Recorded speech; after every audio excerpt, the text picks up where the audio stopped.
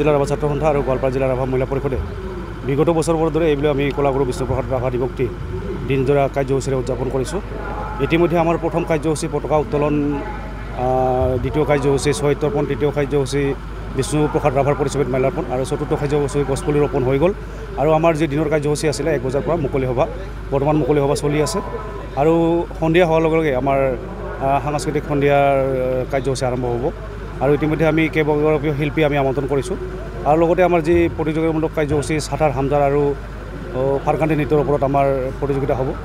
লগতে আমাৰ ৰাভা আধুনিক গীত, বিষ্ণু সংগীতৰ ওপৰতো আমাৰ সাংস্কৃতিক সন্ধিয়াৰ লগতে একেলগে প্ৰতিযোগিতাসমূহ চলি থাকিব। দেখা হৈছে যে স্মৃতি গ্ৰন্থ উন্মোচন কৰা হৈছে। এই স্মৃতি গ্ৰন্থৰ মূলত কি উদ্দেশ্য লৈ স্মৃতি গ্ৰন্থ উন্মোচন কৰা হয়? স্মৃতি গ্ৰন্থখন আমাৰ উন্মোচন কৰা হৈছে। আৰু আমি গোৱালপাৰা জিলাৰ ৰাভা ছাত্ৰ সন্থাৰ অন্তৰ্গত যি 23টা আঞ্চলিক আছে, আমি প্ৰত্যেকটো আঞ্চলিকত আচলতে প্ৰত্যেক বছৰে আমি কলাগুৰু বিষ্ণুপ্ৰসাদ ৰাভা দিৱসটো উদযাপন কৰি আহিছোঁ।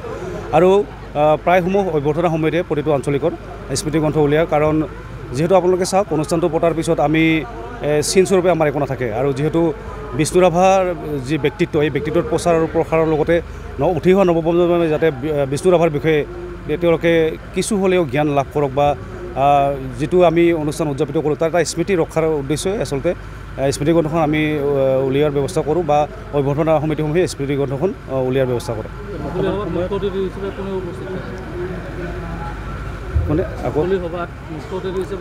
মুকলি সভাত আমাৰ মুখ্য অতিথি হিচাপে উপস্থিত থাকে ৰাভা আসাম সাহিত্য পৰিষদৰ মুখ্য কাৰ্যবাহী সদস্য মাননীয় শ্ৰীযুত টংকেশ্বৰ ৰাভা ডাঙৰীয়া।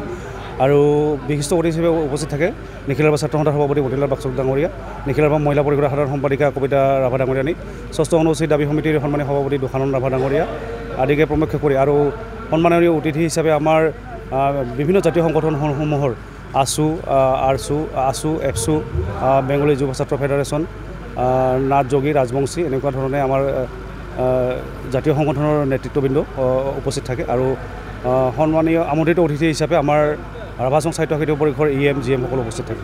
বৰ্তমান সময়ত এই বিষ্ণু ৰাভাৰ প্ৰাসংগিকতা ক'বলৈ গ'লে আচলতে বিষ্ণু ৰাভাৰ প্ৰাসংগিকতা বৰ্তমান সময়ত নিশ্চয় আছে। কাৰণ তেওঁৰ যি আদৰ্শ, তেওঁ যি ধৰণে কাম কাজসমূহ কৰিছিল, তেওঁ বনোৱা সজোৱা নিপীড়িতৰ হৈ তেখেতে কাম কাজসমূহ কৰিছিল।